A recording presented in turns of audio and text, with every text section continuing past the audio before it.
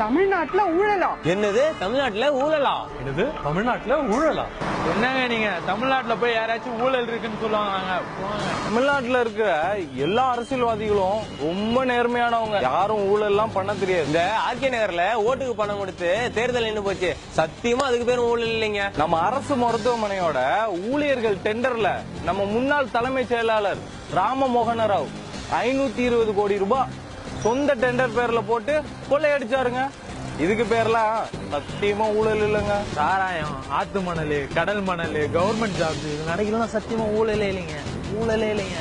சுகாதாரத்துறை அமைச்சர் இருக்கார்ல விஜயபாஸ்கர், அவர் இந்த போலீஸ், உணவுத்துறை எல்லாத்தோடயும் சேர்ந்து பச்சை பிள்ளைங்களுக்கு குட்கா வித்து நிறைய சம்பாதிச்சார்ல, அதெல்லாம் ஊழலே இல்லைங்க.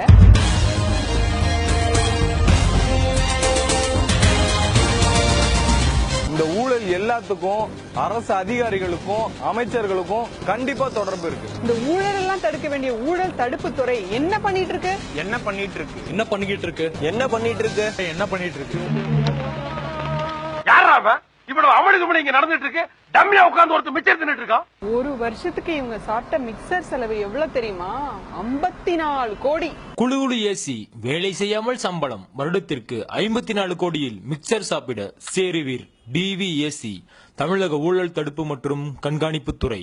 ஊழலை ஒழிக்கதாங்க ஊழல் ஒழிப்பு துறை. நாங்க ஆதாரத்தோட கொடுத்தோம், அது மேல நடவடிக்கை எடுக்கலன்னா எதுக்குங்க நீங்க? எங்க வரி பணம்ல சம்பளம் வாங்குற நீங்க நாங்க சொல்றதை கேட்கலாம், அப்புறம் எதுக்கு நீங்க? 53 வருஷமா நீங்க மட்டும் ஒழுங்கா வேலை செஞ்சிருந்தா தமிழ்நாடு ஊழல் கூடாரம் ஆயிருக்குமா? தமிழ்நாட்டுல மொத்தம் 8 கோடி பேர் இருக்கும். ஒவ்வொருத்தரும் ஒவ்வொரு நாளும் லஞ்ச ஊழல்னால பாதிக்கப்பட்டு இருக்கோம். ஒரு வருஷத்துக்கு வெறும் 80 பேர் மேல உங்களால நடவடிக்கை எடுக்க முடியுதா?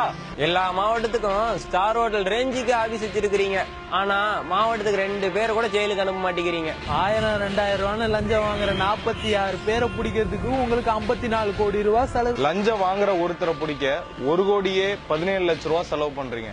ஆனா உங்களுக்கு போடுற அபராதம் வெறும் 1000மோ 2000மோ போடுறீங்க. என்னங்க இது அநியாயம்? இது ஏதோ எலிய பிடிக்க ஏரோப்ளேன் வாங்கின கதையால இருக்கு.